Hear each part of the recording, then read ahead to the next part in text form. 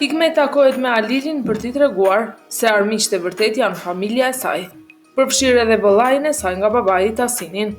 Ajo i propozon Alilit të bashkëpunojnë për t'i shkatëruar ata, duke i premtuar pasuri të madhe në këmbim. Në mënyrë të nënkuptuar, Hikmeti e paralajmëron se do të kishte pasoja nëse ai do ta tradhtonte. Alili pranon bashkëpunimin, i zgjat dorën dhe lavdëron për forcën dhe vendosmërinë që tregon si grua.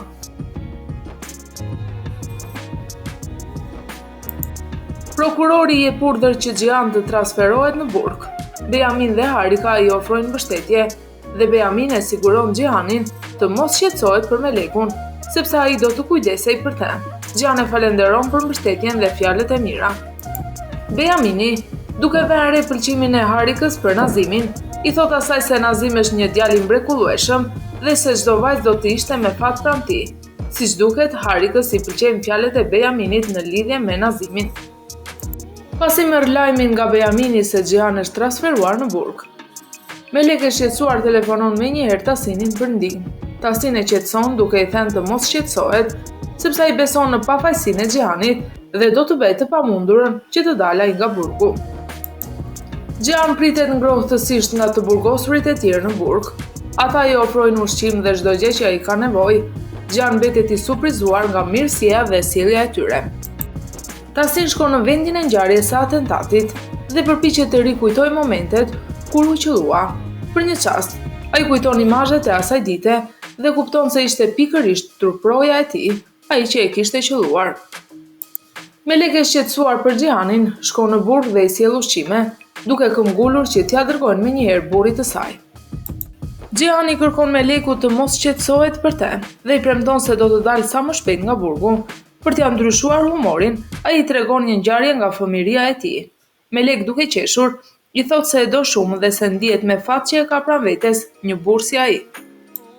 Duke kujtuar gjithë ngjarjen, Tasin shkon menjëherë në prokurori dhe tregon se personi që e kishte qelluar ishte pikërisht Serhati, njeriu të cilit ai kishte besuar më shumë. Duke mos pasur rrugë tjetër, Serhat rrëfen gjithë ngjarjen. Ai tregon se qëllimi i tij ishte vetëm ta mbronte Tasinin dhe se pa dashje e kishte qelluar. Një romancë e re dashurie po zhvillohet. Harika dhe Nazimi dalin së bashku për të darkuar për herë të parë, dhe Harika zbulon se Nazim ka qenë gjithmonë i vëmendshëm ndaj saj. Tasini i acuaruar që pothuajse i kishte marrë jetën njeriu më i afërt, i kërkon llogari Serhatit. Ky i fundit i lutet ta fal, duke thënë se çdo veprime kishte bërë pa dashje. Megjithatë, Tasini kërkon që të mos shqetësohet për familjen e tij, sepse ai do të kujdesej për ta. Melek e lumtur falenderon nga zemra Nazimin, i cili u kujdes për lirimin e Xhihanit dhe më parë të nukut. Nazim, duke qeshur, i thot asaj se Xhihan është si vëllai i tij dhe se ishte kënaqësi që ta ndihmonte atë. Melek përqafon Xhihanin dhe i shpreh gëzimin e saj që janë bashkë. Xhihani thot Tasinit se tashmë ai është xhaxha i tij dhe se kështu duhet ta thërras. Ai e falenderon që bëri të pamundurën për lirimin e tij. Tasini përlotur e përqafon dhe i uron lumturi. Tasin shkon në hotel dhe e sheh Nuhun teje të asaruar. Ai rrëfen për pafajësinë e Xhihanit dhe se të gjithë kishin shkuar ta prisnin para derës së burgut. Nuh fillon të bëhet xheloz, sepse askush nuk e priti kur ai doli nga burgu. Megjithatë, Tasini kërkon që të mos keqkuptohet dhe të urojë mirëseardhjen e Xhihanit. Nuh, edhe pse pa dëshirë, shkon dhe i zgjat dorën Xhihanit, duke uruar për lirimin. Xhihani kërkon që tashmë të bëjnë paqe, sepse pavarësisht dëshirës së tyre, ata janë një familje. Xhihan mbet familjen dhe i falenderon të gjithë për mbështetjen që i kanë dhënë. Ai u komunikon se për darkë janë të ftuar tek Tasin. Megjithatë, Harika refuzon të shkojë, ndërsa Esma i lutet Esatit që të shkojnë. Nuh shkon te psikologja dhe i rrëfen asaj se, sa herë ndodh diçka, ai humbet kontrollin mbi veten dhe ndjen dhimbje në kokë. Pasi e dëgjon me kujdes, psikologja e këshillon që të bëjë një vizitë tek një mjek neurolog. Xhihan, Melek dhe të tjerët shkojnë në vilën e Tasinit. Esati për një moment shpërthen i acaruar, duke thënë se Tasini ka vjedhur vendin ku ruheshin kujtimet e fëmijërisë. Ai drejtohet Xhihanit, duke thënë se Melek e ka manipuluar dhe se Xhihan nuk i del zot familjes. Xhihan e urdhëron të largohet menjëherë. Nuk kishte si të mungonte Hikmeti, e cila fillon të ironizoj të gjithë kur ishe bashkë duke darkuar. Ajo menjëherë pajson për gjendjen e Sametit dhe thot se nuk e duron dot pajtimin e tyre. Halili shkon Hikmetit në dhomë dhe për një moment fillon të flirtoj me te, por Hikmeti është paksa e vështirë dhe nuk bie menjëherë në grackën e tij. Tyrkani jep Bejaminit një letër dhe i kërkon që ta lexojë kur të jetë vetëm. Bejamini shkon në dhomë dhe duke lexuar letrën fillon të rënqesh nga fjalët flirtuese të Tyrkanit. Melek i shpreh shqetësimin e saj Xhihanit, duke thënë se tani ka frikë se diçka mund të prish lumturinë e tyre.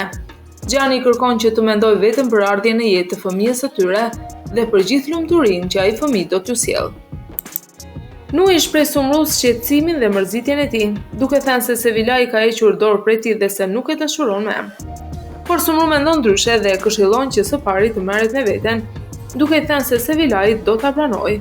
Ajo i tregon një fakt se Sevilaj ndjen frikë, se nëse vazhdon të jetë me Nuhun, do të lëndohet përsëri. Një ajet shkon të mbështesë emocionalisht Sevilajin dhe kjo e fundit i tregon se ndjen dhimbje në zemër, sepse dëshiron të largohet nga jeta e Nuhut, por nuk mundet pasi ende ka ndjenja për te. Një ajet i thot se është e bindur se Nuh një ditë do të ndryshojë dhe se nuk do ta lëndojë më. Sumru e shqetësuar për fëmijët e saj, Nuhun dhe Esatin, i shpreh shqetësimin Tasinit. Ai tregon se një ditë gjërat do të përmirësohen. Tasini diskuton edhe divorcin me Sametin, i cili ende nuk po realizohet.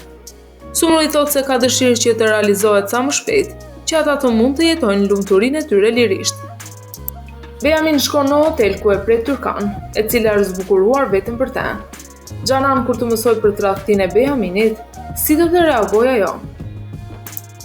Melek shkon në punë dhe njoftohet se dikush e pret në zyrën e saj. Sa po hyn, sheh një burrë që menjëherë e njeh dhe habitur e thret, baba.